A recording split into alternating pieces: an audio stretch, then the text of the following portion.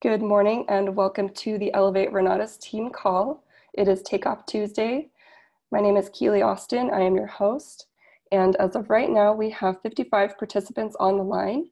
Make sure that you reach out to your team. We do not want any ICMs left behind. These trainings are such a great way to start your morning. So today we get to learn from Bill Predebon. I am honored to bring Bill Predebon out today.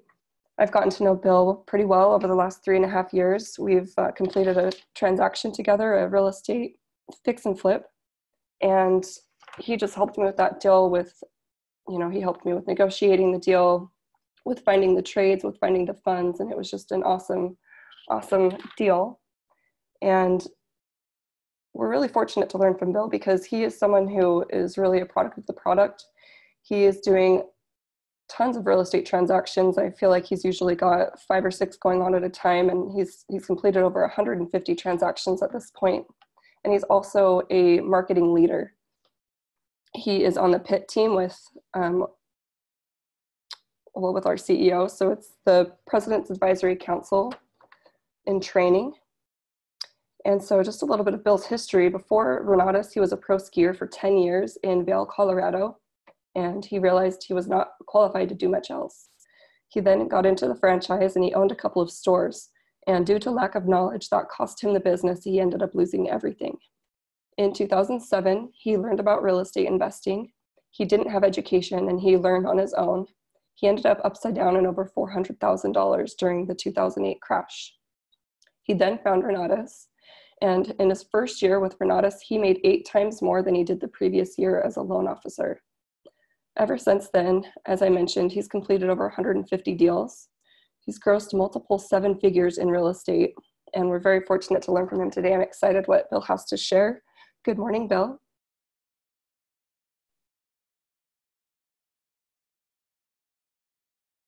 Hi, Keely. Can you hear me? Yep, you sound good. Well, that is good news. Sorry you're not feeling well. Hope obviously you're feeling better, but yeah, that's a bummer. It's something about the air. Something about the air, right? Always, you wonder how we get these colds. I don't know where they come from.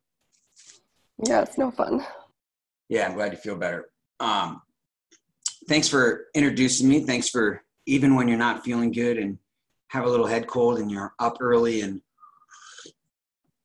putting this call together. That is just true leadership, true servant leadership. And, I know everybody on this call, I'm going to go to video so people can see, and I should go to, I could go to share my screen today because I'm going to kind of go off of what Michael started yesterday. And then I've got a couple things for you guys, but, I know everybody on this call and this webinar, they see that too. We see people that volunteer their time, that are constantly giving and sharing and participating, if you will, in the activities that run the meetings and everything, and that run these webinars across the country, and the things that you do, Keely, to lead by example. And it inspires people, and they at least gets them thinking. And not everybody on this call is in a position or is ready yet to step up to some role in their local community, but eventually it will happen, and they'll think back to everything that you do for the community at large across the country with this webinar. So I just really appreciate it. I appreciate you bringing me out here. I appreciate the kind words, and I appreciate your work. You are awesome, and that deal was awesome. Thank you for even thinking of me. And when you had a family member in need, and it really worked out well, I think, for everybody. So that was cool. That is what the community. I was talking to a one-on-one you guys yesterday, and a follow-up from Thursday night. And in fact, I was supposed to place their order last night. So I'm placing their order this morning. And they, they asked kind of like they were already talking about someone they're inviting they're like, okay, when are you doing the presentation again? I want to invite this friend of mine, this girl, and we were talking, and she just got her real estate license and stuff. And so they're already thinking about it. And they're like, the one thing in today's market, in a lot of major markets that we're all in, leads are not the easiest thing to come by. It's probably I don't know if there is a hard piece of the puzzle, or a trickier piece to find. It could be the lead. It could be the deal. And so I gave it just told a lot of stories, you guys, about all the deals that we're doing in the community and how it comes together as a community. And they saw that we had a pretty packed room Thursday night, over 60 people. And it was, we had 20 something guests in there. A third of the room was guests, and it was just super cool. And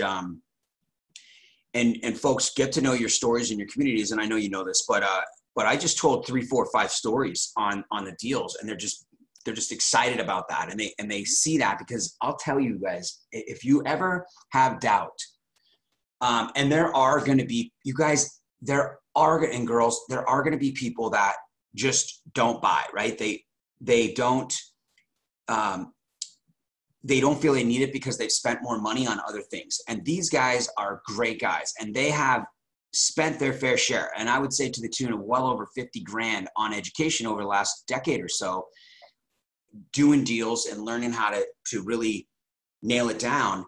And when they saw this information and they saw the community, they really liked that aspect, because these 800 number stories and here's what we were talking about yesterday too, at this one-on-one, is like, so they even reiterated themselves, like, and then I put it in perspective. I'm like, here's the thing is, people go to an event, right? And they pay and they get some education, they start to roll. And then when people buy education from anywhere else, right? They're even from us, but then they're dedicated to it. Like, I'm working on a guy in Pittsburgh, and he's like, I'm going to give myself to the end of the year. So we're going to follow up this month, because he gave himself till January, like 15th, to get something done, because he committed to this $5,000 or $10,000 deal he did, this education on this other company, and was like, hey, I haven't really given it a fair shot in the last year. I got to give it a shot, right? So people stick to their guns. They don't want to give up. They don't want to waste the money necessarily. You know what I mean? So they go at it, right? Then they call up and they try to get a deal done. They try to, and a lot of these guys, if you ever go to these events, and it's not that it wouldn't happen, but they overpromise under the radar. So they're like, hey, you bring the deal, we will fund it 100%. We've got these lead generations. They just sell all of this stuff that in theory is true, but in practice is not, right? So people buy on this. So then they remember it, and then they start to think, okay, I'm going to go at it, and I'm going to call them up, and then they get frustrated a little bit. And so all of a sudden this wedge starts to come in between them and their 800 number, them and the education they bought and the system that they bought into. And if you can imagine over time, because then life gets in the way, they go to work, they have a vacation, they deal with something, right? And then they try to go at it again. But they remember the pain from the last time they called the 800 number or try to get a deal done with the group that sold them the education. And so ultimately they stop trying to rely on that resource, because they just don't believe in the resource anymore over time. And I think that the companies that sell this education, they count on it. There's a certain, they probably track it, they probably survey it, they probably understand that is going to be the case, and they rely on it. And that way they know that people have to come back for more, right? So it's interesting, when I was talking to them, I'm like, I was sharing this analogy with them and like kind of the reality of what happens in some of these other systems. And it's not that the education isn't good, it's just the ability to apply it. Because most people, when they buy this education from anywhere, they tend to go back home and we can't retain all the stuff we learned. So if we don't dive right in, we end up on our own. Even though there's a system, we end up on our own, and we end up having to find our own people with money. We have to find our own people with deals. We have to find our own deals, do our own yellow letters. And even though we have all these resources that we purchased, and I'm just talking about from any company, we find ourselves having to do it all on our own. So, which kind of leads me to the training today, which is kind of a spinoff of what Michael was talking about yesterday, when he went through the events of the week and the month, right? And so I'm going to talk a little bit to what I do on a weekly, monthly basis, and what I have been doing since 2016 when I re-engaged in the spring of 16 to start doing this marketing again. and really become a part of Renatus.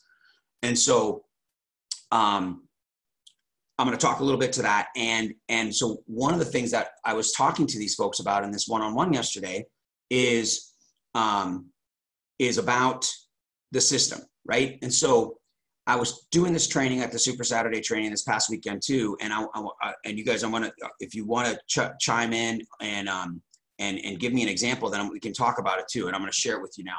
And I was talking about language a little bit, and I was talking about relationship capital. And in fact, I was talking a lot about it at the property tour as well that I did this weekend. And relationship capital has far greater value than any monetary capital, any other type of capital that we can have. Time capital, like time is key, but relationship capital enables us to have more time, right? So when we can leverage a trusting relationship, then we can have more time freedom, right? So I was explaining to this one-on-one, I'm like, ultimately for me in the deals that I've done over the last dozen years, I have never ever had a yellow letter campaign. Like I did door knocking in 2008 in the very beginning. And I did it for about 8 weeks, and that's where I got my first deal, and I did my first wholesale deal. But that was all I knew, right? I didn't put out street signs. It's just because I didn't know. So that's what Chris Wilson was teaching. So what I found very quickly was that all the houses that I was door knocking for were upside down, even though they didn't say it on the list that I had bought. They were upside down because of the market crash, right? So short sales became very prevalent. So I moved on to that. My point is that based on our community, based on the people that I have met in and out. Now, this includes the people that I invite. This includes the people that you invite, all of my team, and the people they invite, and the people that join, whether they're on my team or not. I have met people in and out of the community. When I was first started, you guys, I wasn't a marketer. The first 3 years, it was 2010 and 11, full 2010. And in the first part of 2011, before the whole switch over and everything, I was more marketing. But in the first 3 years, I was accidentally marketing. I was marketing as a retail customer to people that were like, hey, how'd you learn how to do what you're doing, Bill? You're doing so many deals. I want to learn, right? And I just, come over here and take a look at it, right? And I make an extra 10 grand here and there, but it wasn't on purpose. I was at the meetings for this reason, you guys. I was at the meetings for the reason of building relationships, because I needed people with trade skills. I needed people with money. I didn't have all the answers, right? I didn't have all the pieces of the puzzle. I didn't always have the deal. Sometimes I had the money. Sometimes I had the time. I knew how to project manage. I had the education, but there was always this opportunity to meet people with deals and with money and with time and with trade skills, or people they knew that were in trouble, that had houses that needed to be saved. And so that's how I found out my leads. And it's never stopped. That example of that Keeley deal that Keeley did is a perfect example of someone going down a path where she's focused on multifamily and a fourplex and buying her first property for her to live in and all those things and rent out. And all of a sudden this fix and flip comes along, and it's not her cup of tea. And so she needs a little help, and it's far away from her house and all these things. So it works that the community came together to do the deal. So it's always been my world. So I stress upon you and your team, as you're building your team, one of the selling points, one of the stories you can tell when you're collecting decisions, when you're giving people enough information to make a decision, whether it's yes or no, right? That's the main purpose of what we're doing. And we're going to get into this, is that we just have to get in front of them enough times so that they have enough information to make a decision. And typically they're going to already have made the decision in a fairly short period of time, 1, 2, or 3 events, but then they have to come up with the money, right? But when we're making this decision, when we're talking to people and giving them the information, the main thing we got to remember is that if they buy the education and they go out on their own anywhere else in the world, there is no question, folks, you included, that we have the best education and if you want to call it a virtual library, where you have all the resources you need, the coaching call, you have the support from Renatus, you have the back office, you have the education live and online, MP3, you have emails from instructors, You can reach out to leaders in the community and just talk to them. And you never have to go to a meeting. You could put yourself anywhere in the 50 United States and be successful in real estate without the community. Okay, there's no question about it. I know it for a fact. I've had people on my team that have bought the education and never ever seen them again. Well, not never ever, but once or twice, and they're off doing deals, right? However, one of the biggest opportunities with Renatus goes out the window when you do that, right? And we know that, the relationship capital. So they can still do it, you can still do it, but it might take you longer and you might make more mistakes and you might not do it as efficiently and effectively because you are on your own. And when you're on your own, you naturally, it takes a little bit more time, and you have to develop your own relationship capital. You have to find your own people that you're looking for in order to do deals with. So you have to go out and find your own deals. You have to find your own money. You guys get what I'm saying? So what I have noticed in the past, from the very beginning, is that the more meetings I go to, the more relationships I build, the more successful my real estate business. So I know that you guys all know this. So now we turn it on to a call like this, and the folks that are on this call, and what we're here for is marketing first, real estate second. And that's not the right way to put it. You guys understand me. I'm all about real estate, but while we're learning, we have the opportunity to earn this money by introducing people. So when that happens, all of a sudden, our real estate opportunities actually will open up, and your real estate will expedite. Your real estate will happen quicker, bigger, and larger, and faster, and all of those good things. All right, so we know that. So couple things. One of the things that I can tell you, if you want to come off mute, if you want to type it in the chat, I'm going to transition here from kind of what I do on a weekly, monthly basis based on what, like, some of the events that we have, right? And then I'm going to relate this to our language. And I don't have it. I'm not going to talk specifically about my whole language training necessarily, but I really want to work on sort of overcoming objections. And a lot of it is going to be where I'm guessing many of you perhaps have had a text from somebody, and you're like, shoot, how do I respond to this? So I want to be able to show you how attending the events and getting in a system and having a system of a business will help you be able to respond to all different types of reactions from people, right? Whether it's whatever they say, I don't know if, I really like what I saw, but I just don't see the value of spending 20 grand yet, or something, whatever response you get from some people as you start to move them through the system. So for me, and let me know if you need me to do this. I can write it. I can share the screen and write it, but I use a mouse here. So it just takes a little bit longer than me talking. So as Michael said the other day, yesterday, there's no question that I go to every weekly meeting. And naturally, because I'm doing the meeting a lot of the time, right? I'm doing the presentation, then I'm obviously going to be there.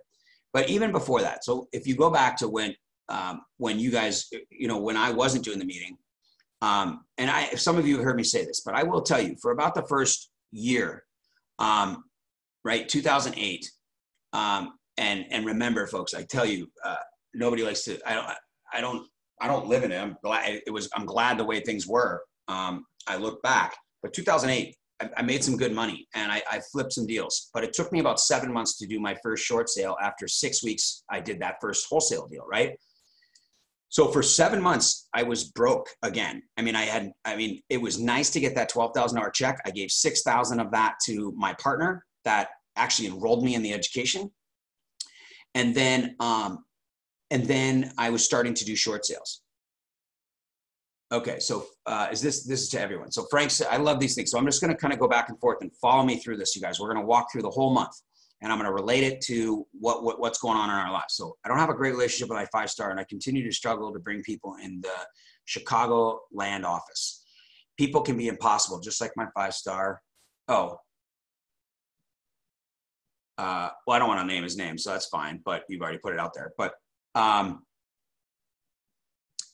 So I like one thing that Michael says, you guys, is Michael says, and I've adopted this over the last year, because if you ask my wife, I'm a freaking complainer.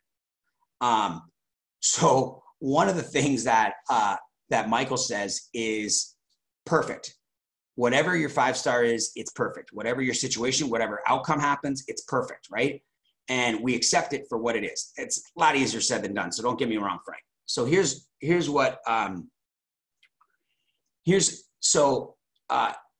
what I've got to say to this, and I'll try to address it. And actually, people do care about your opinion, and I understand it's complicated. And you're cool, buddy. Is everybody struggles with this? It doesn't matter. But I'll tell you is this totally goes back to coming to the events. The more that you can attend, and I know it sounds weird, and you probably are doing this, you guys, and not still having the results you want. But the more you attend, the more you get in a routine, the more you follow the system, the more it will help with situations like this. Now, if you're having a hard time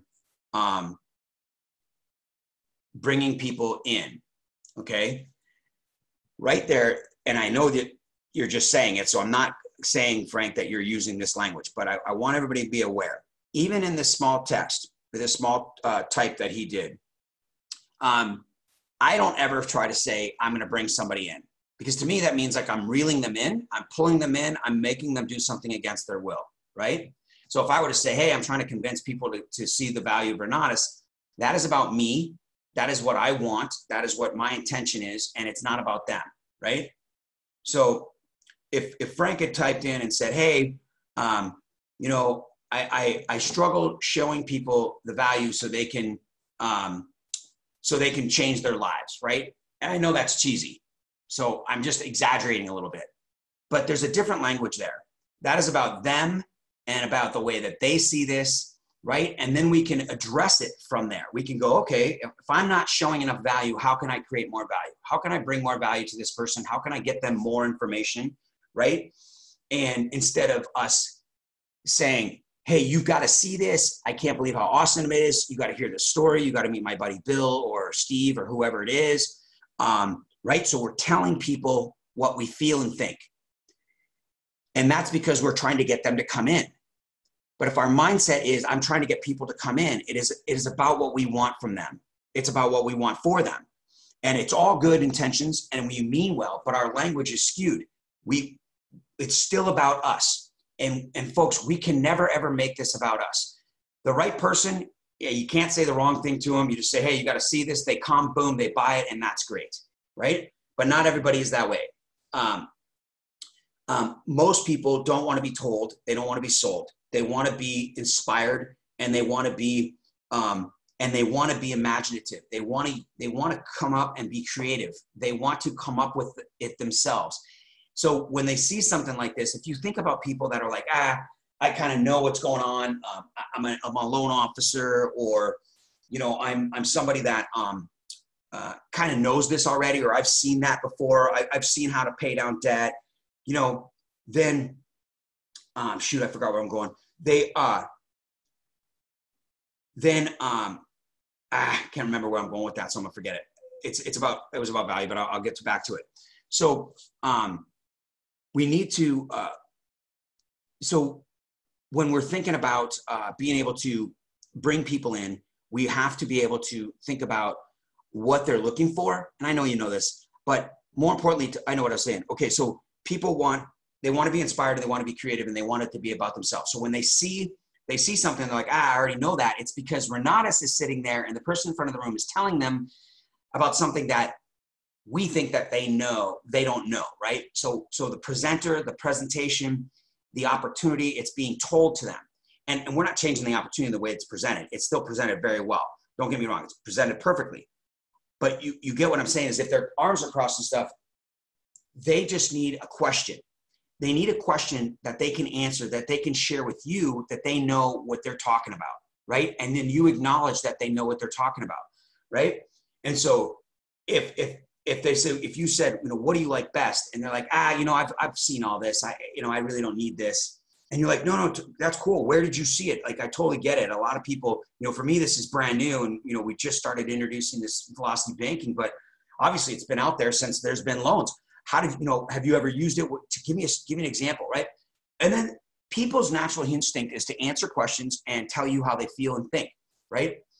And so when we can think about the right question, if someone's crossed and they're upset and they're disappointed, it's typically because they know it and they may think that they know it and it's not working for them the way they want it. But they're not going to come out and say, you know what, I know this stuff, but I haven't been able to do the real estate I want to do, because they wouldn't be there. Everybody's looking for something. So instead of us being like, oh, well, it's whenever you have an objection, this is from the beginning of inviting somebody to all the way to the end when you're closing somebody, from every follow-up, from every property tour.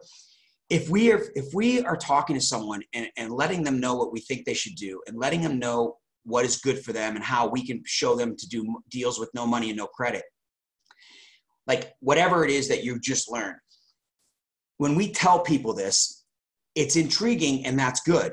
But if we don't follow it up with a question and we don't make it about them and, hey, and asking them, hey, have you ever wanted to do that? I bet you've seen that before, heard that before. Have you ever done that before? What do you know about it?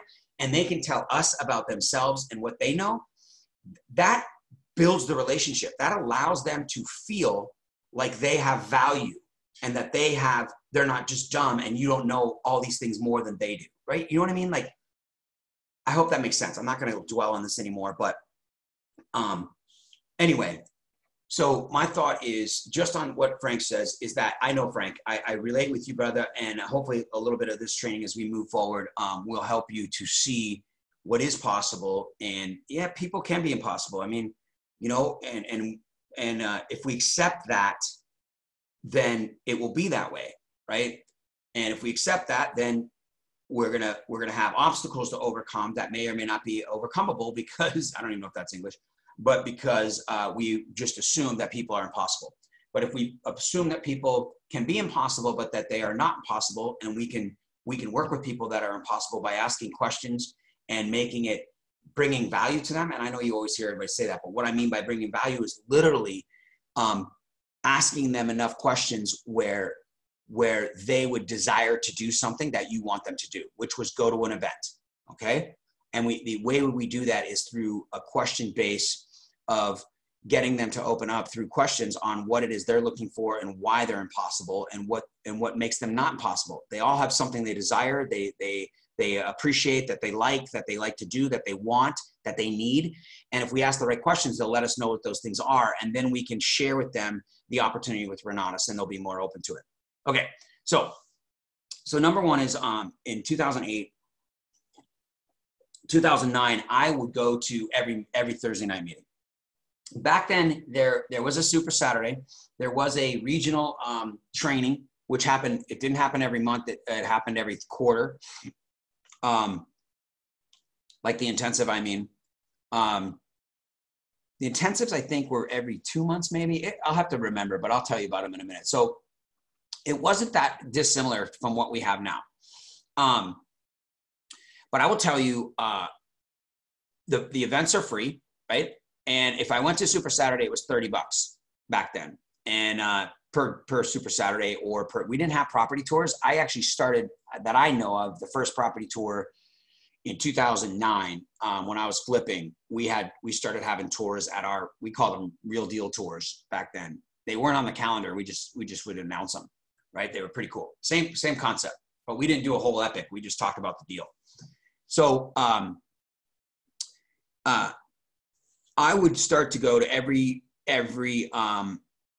Thursday night. And at Thursday night, I would take notes. I would sit down with nobody in the room, usually very few times that I had guests. And I would, because I wasn't marketing, I was only there for real estate. So I was only there for myself. So I was being selfish. And, but I would write it down because I had an ego, or whatever you want to call it. And I wanted to be in front of the room someday. I wanted to be up presenting. I don't know why. I just had that feeling. So I would take notes after every single week. I would take notes and I would study the presentation. We didn't have it on a format, so I didn't have the slideshow. I didn't have the back office where the presentations of Mitch and everybody that's done them and Bob Snyder and everything. We didn't have that. So I had to, I don't even know if phones took pictures back then. So I didn't take pictures or slides. I would just write everything down. And that's how I learned it. But I'll tell you that repetitive process, you guys, I swear to you, if you do it, it will help you in your inviting and your closing like no other. Okay. Now, remember, being broke, I would literally take money to find cash to get down there gas wise. So it was difficult. Now throw in this, our intensives were 2 full days, and we would do an hour and a half pitch in the middle of it. We would close at the end of Saturday. We'd have a couple hundred people there. It was like $150 to $200. We had to pay ourselves as well. And it was crazy. But for some reason, I found myself going to these events. So like these announcements of the Mark Kohler and the, I'm gonna go off on a little tangent here. The intensives that we have every, Gavin's coming up in Arizona. It is imperative that if you're marketing, here's the thing, this event, and you all know this, it's not for you, right? It's strictly for guests, right? And what that means is the whole purpose of the intensive is for the guests to get more information and get more value by experiencing some of our educators and how good they are, how funny they are, how accessible they are, how down to earth they are, and how much education and knowledge and experience they have, right? So they can meet them live, and it brings value to your guests. It is not for you to learn. There's nothing they're teaching there at the Saturday that you're not going to learn in your back office, and then Bob's not going to record the event, the class anyway. So with that said, purchase your ticket now. Like, register for the event. If it's 40 or 50 bucks or whatever it is, register for yourself, right?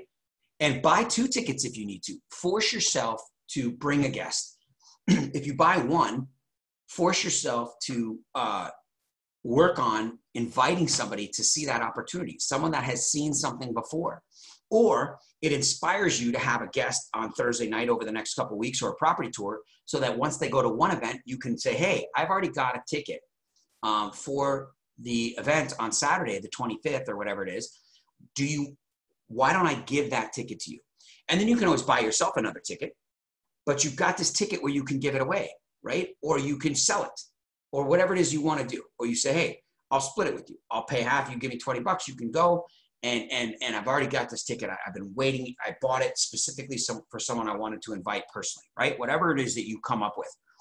But it's going to inspire you. It's going to create a difference in what you're doing. Because if it was me, right, I didn't have that kind of money when I started. And I'm guessing a lot of us are here because we don't have a bunch of money extra, right? And so, it's a strain to imagine putting this on a credit card or debit card, and we go out and we're 3 weeks out, 4 weeks out, the intensive gets announced, and we buy the ticket right away, right? We all wait till the end because we don't know if we're going to go. We don't know if we're going to have a guest. We don't want to see if something better comes along. Is some family thing going to happen? Is some, whatever excuse we use, so we don't buy the ticket. And then we typically don't end up going, right? Or we go because we want to learn, right? We go because we want to meet the instructor and we want to learn and we want to be a participator in the event. But honestly, if we reframe that and we look at this event from a whole different perspective, and we look at the intensive as something that is of value to you and your guests, that even I would rather your guests be there and you not be there. Wouldn't you rather be able to have a roll-up sale or make a $10,000 paycheck if you had a guest there instead of you? You don't need the education. You've got it all, right? You can access that instructor by just asking somebody. If you don't have their number or email, you can get it, right? So you don't need to meet them. Even better, if you go in this direction and you do get a guest to go in your place, you can always buy another ticket, because now you have an opportunity that there's a really good chance that someone going to that intensive is going to get closed in the next couple of weeks, and you'll be able to pay yourself back with the money you make from that roll-up sale or from the close, the $10,000 check you make, or even $1,000 check you make. So I would beg you to look at the intensives a little differently. When I started going to intensives, I did it for service. I did invite people. So there were times in 09 and 10 and 11, not 11, but 9 and 10, where I did have people at the intensives. And and I started marketing more for retail. Like I wasn't teaching people the marketing, which we're going to get to, but I was there to try to make, I got 5-star qualified, as you guys know, in a couple of months, in about 45 days in the middle of '08, because I needed money. Like I was just so desperate. My deals weren't closing. And I had to look at what else there was that Renatus was doing, because I really didn't get it, as you guys know. So, but I would have 2, 3, 4 guests in the room, not a lot. And other people would have 10, 12 guests. You know, they spend their whole month marketing for these guys, and they'd fill the room and they'd make money, you know, $30,000, $40,000 on a weekend. I was lucky to make 10, you know, if I was lucky, you know, and because I had less people in the room. And I really did the intensives to stand out. I did it selfishly to contribute, right? To volunteer.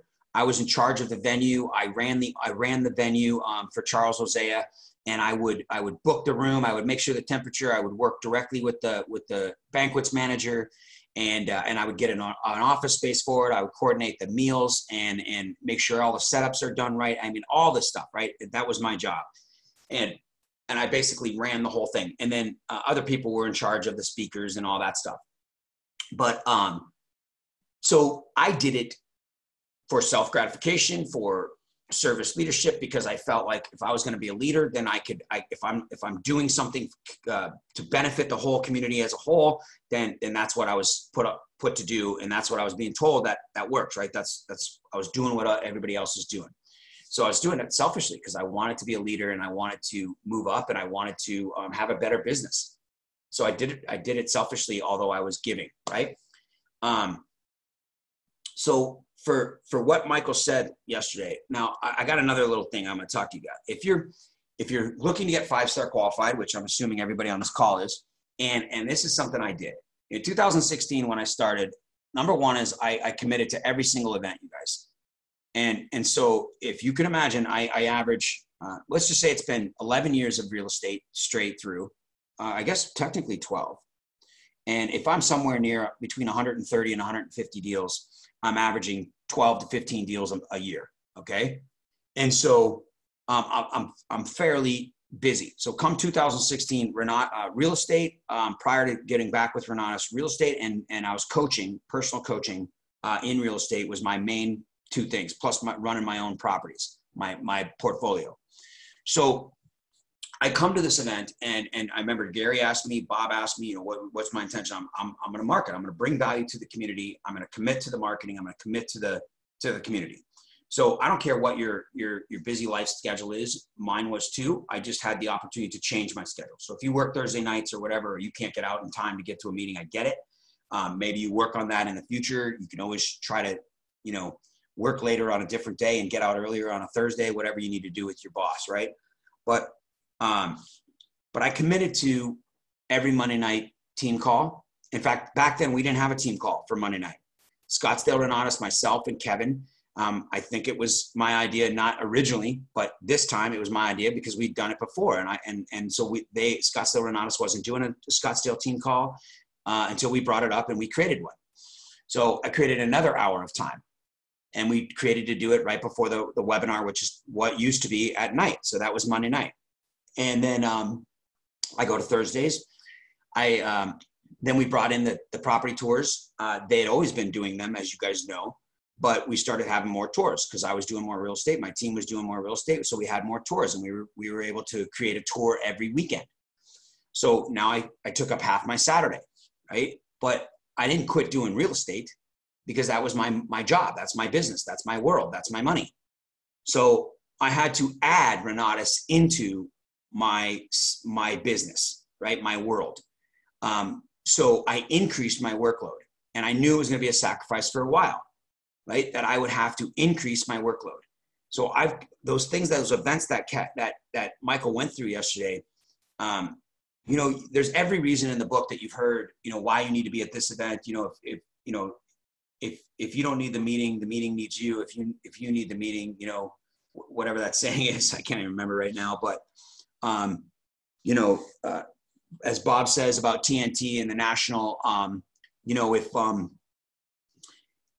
you know, you can't, if you're not at an event, it can't help you. be successful, right? So you have to be there because that's the only way it's going to help you out.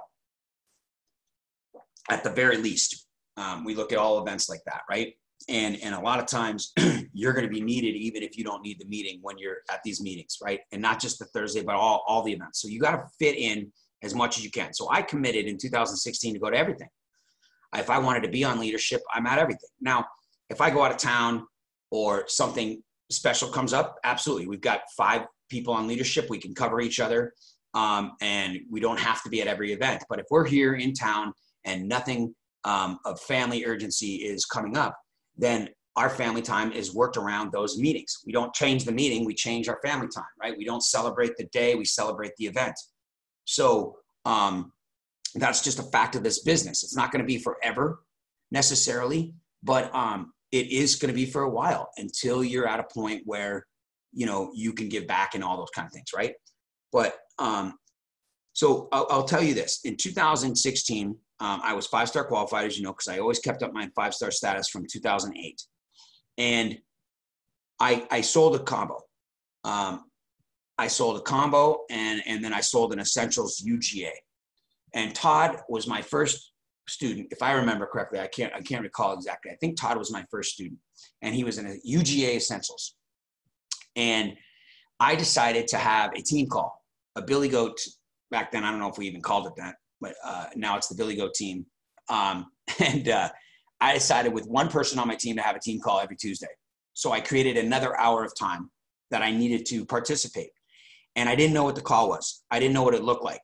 My suggestion to you is if you are 5-star qualified, the minute you get someone on your team, I don't care what level they come in at, start a call.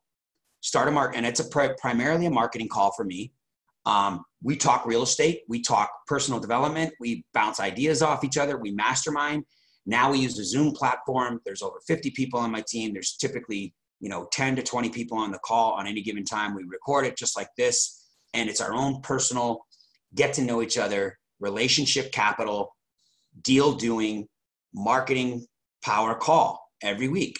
And it started with one person. There were times that Todd couldn't make it. It was just me, right? And then as I enrolled new students, they would come on and they would get on the call. And then if some of them were retail sales, they would eventually get off the call because we talked too much marketing or whatever the case was. So be it. No big deal. The call was happening with or without them. I was going to create a call that benefited me and benefited my team. The more I can help my team, the more I can help the people I enroll, the more my business grows. And that's exactly what I've done. I recommend it. You guys, I recommend that if you're 5-star qualified or 1-star qualified and you roll up in essentials to you and you make $1,000 on that essentials, start your own call. Yep, Keely, absolutely. And so just a food for thought, right? Just a little tangent there, you guys. So let's talk about, let's keep going. Any thoughts or questions, you guys, if you want to come off mute, if you've got an objection that you get, or not even really an objection, more of a comment or a question, and you, from a text from one of your guests that either didn't go to an event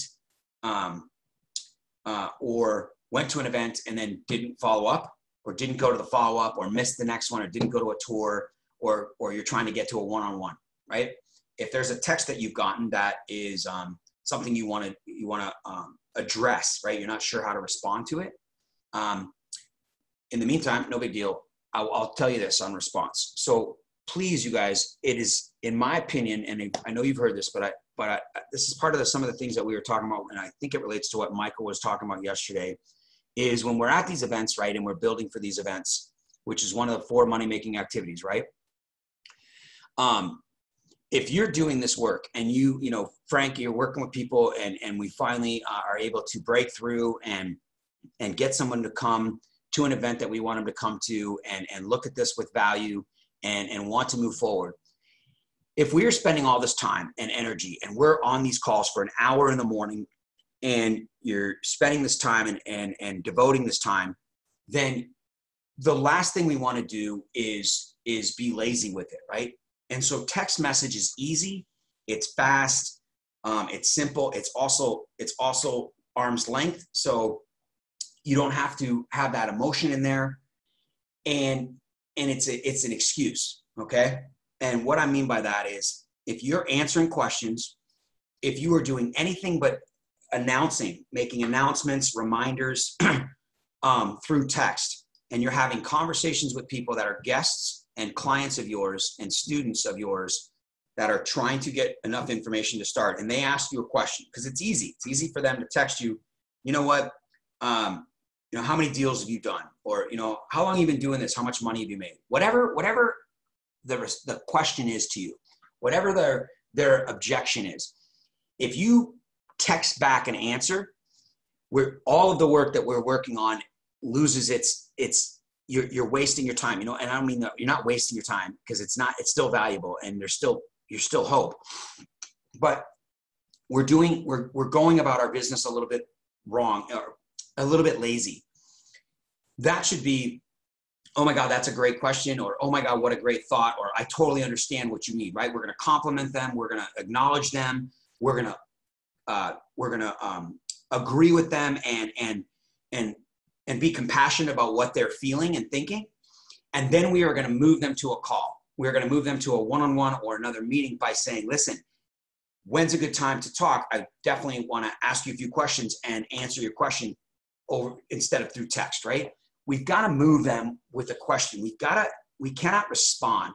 Human nature says that human nature says we naturally know over time, as children into young adults and into adulthood, that we answer questions. You ask me a question, it's polite for me to respond with an answer. Then naturally we want to tell you, right? We want to tell that person, we want to tell you what we know. We want to get that off our chest. We want to give you our opinion. We want to state a fact.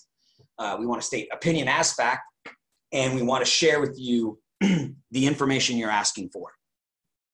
So when we do that, you guys know that this is the end, right? It's when you answer a question, the answer's there, and it's the end of the conversation. And then that person will take that information and make a decision. And typically, it doesn't matter how you answer the question, whether you answered it perfectly, like in a job interview or not, and you think you answered it perfectly, but you didn't get the job, right? Because we're telling facts. We're not selling, right? We're not telling stories. We're telling facts, and facts don't sell.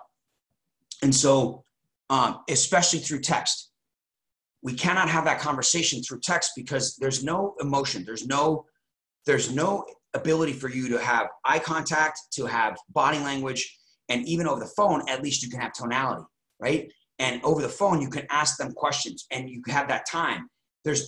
Text is supposed to be fast, so you can't be asking questions with text that have a value to them in tonality and have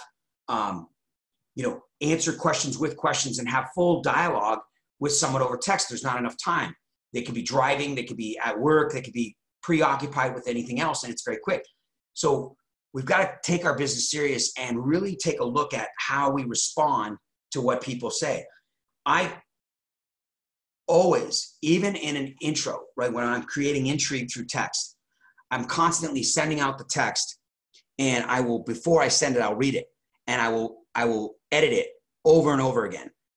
If you're one of my friends, and Keely could attest to this, or you're one of my tradespeople and you're working on my jobs, I don't care. I'll get it out there as fast as I can. I don't reread it. I don't proofread it. I just send it out, and people are like, what the heck did you just say, right? Because I'm in a hurry. I just need to get it out, and I'm not trying to sell you on anything. But when I'm looking through my phone and I'm like, oh, Eric, it's been after the holiday, told me we were going to re-engage in January. I have created a text, and it's a draft right now because I'm going to re-engage him, but I want to be perfect on how I create that value and the intrigue that I'm going to put in the text, right? And then I'm going to send the text, but I'm going to be on purpose, because then the next time I see him at his house across the street over here, then I'm going to have a conversation on purpose. I'm going to go to that conversation with not to ask about how Christmas was anymore and how his family's doing and the kids and all that crap. I'm going to be on purpose about business, right? Because I will have sent him that text, which will have intrigue in it, which will also be on his mind, because he's going to have a little awkwardness because he knows I'm going to talk to him next time he sees me. But it's on purpose. If I don't do that, I can't move him forward. I can't create enough value if I don't do that, right? So I hope that makes sense. I got 8:57. I guess that today's training was, I don't know if I would call it light, a little lighter, less emotion. I just wanted to bring value to what Michael was sharing with us yesterday and add to it and go off of what he's talking about. And then I think, next week I really want to, or not what I want, but honestly, guys, if any of you are on this call and there's ever anything specifically that you are working on that you feel like you would like my opinion on or my experience on, then I don't care what it's about.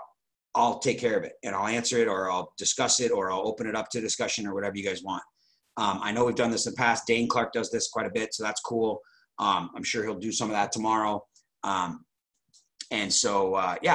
So anyway, just my thought. Any last thoughts, comments, questions you guys on, or any responses you want me to respond before we end the call? Obviously I can end myself. I have a couple more things, but I wanted to make sure that there's nothing that you guys wanted me to say or talk about. Yeah. Bill. Yes. When someone's been to one presentation and they liked it and they said they're going to be at the next one, so you follow up when they're going to be at the next one, and then they say, I don't think it's for us. They've only seen one thing. How would you, I know we've kind of touched on this before, but they can't make a decision, a yes or a no decision based off of one exposure. So how would you? So great question. So you guys, if number one is, as you know, Keely, when I have someone go to a presentation and then I ask them what they like best about it, I'm trying not to book them to the next. Now, I'm not saying you did anything wrong. I'm sure that there was a reason that you got them all the way out to the next presentation or whatever. Maybe they want to bring their wife or whatever they told you. But generally speaking, between now and then, I want to get them on a one-on-one, right? So if let's just pretend like they said, we weren't ready for a one-on-one. They were going to come back the next week, and then they're like, you know what? This isn't for us. I'm like, so right off the bat, I want to try to answer that and talk to them through the phone. It's difficult to, now, if I had to send a text and I had to, Lily, Scott, thank you guys. If I had to send a text, I would be, I totally understand that. My guess is, money is always an object. I'm going to assume that it's money. I'm going to assume that they love it. So I may even say, I'm sure from what I experienced when I saw you Thursday, you loved everything. But of course, there's always a price, right? And so I might even say that. And I'll say, listen, do you feel like you have enough information just based off an hour and a half that you saw Thursday and only meeting a few people to make that type of decision? I mean, knowing that you told me what you're looking for, knowing you told me, whatever it is they told you, right? You're going to remind them of that. Hey, you told me you really wanted to start doing a deal this year or buy a rental property. Do you really feel like you have enough information to make that decision? Let me ask you, would it be worth even 15 or 20 minutes on the phone with me just to discuss it without a worry? That might be a text that I would have to send them. I might skip all that. And you guys just literally either call him, like you said, Keely, or if I text him and say, hey, let's get on it. When's a good time I can just give you a quick call? And I might just move right to that and say, hey, let's get on the phone, right? Hey, what time is best for me just to give you a quick call? I got a question I got to ask you, or there's something I want to share with you, right? And so even that there's not, I still want them to, there's still stuff I want to tell them, right? So it's kind of true, even though I don't have a specific question, I want to try to move them to another event. All right. So yeah, give them a call after this. Perfect. And so you guys, it makes sense. Now, again, you can't always reel everybody in. Then they would go to a drip list. But I told people this on Saturday at the Super Saturday. And this is, once somebody sees something, you've heard Michael say, he'll drive to wherever he needs to go, not every time, but you know what I mean? The one-on-one is the main thing that we're looking for. Dane Clark too. So I'll try to book the one-on-one. Now, if there's an event in between the one-on-one, like if they go to an event and I schedule the one-on-one for Monday and there's a property tour on Saturday, Then I'll invite, I'm like, hey, are you going to go to the tour? If they don't go to the tour, I don't care, because where are they going to get the information from? From me on Monday. I'd much rather them go to a one-on-one with me than go to the property tour on Saturday if they had to choose. Now, if the more events they can go to, great. Before our one-on-one, they're going to have more information. But if I can't see them for a week, I'm not waiting a week to do a one-on-one or get them to another call or get them to another meeting, you guys. I am absolutely sending them a follow-up video, the recorded webinar. Lee, thank you. Dave and Hilda, thank you so much. Berta, I really appreciate it. You guys are awesome. All right, 903, great question, Keels. You guys got my number. I forgot to put that in here. Just so you guys add 760-533-3141. That is my cell phone, 760-533-3141. It's in the chat. 760-533-3141. You guys are awesome. Have a great day. Make it a great day. Make some things happen. 2020, folks, welcome, and let's kill it. I'm going to go place my order and go up to my leadership meeting. Love you guys. Talk to you soon. And see you next Tuesday. See you on Dane Clark's call tomorrow. And I will see everybody at Nationals. Get your tickets as soon as they, pay down your credit card so you can get the ticket for Nationals as soon as they come out. All right, folks. I'll end the meeting. Have a great day. Love you guys. 760-533-3141. I'll talk to everybody soon.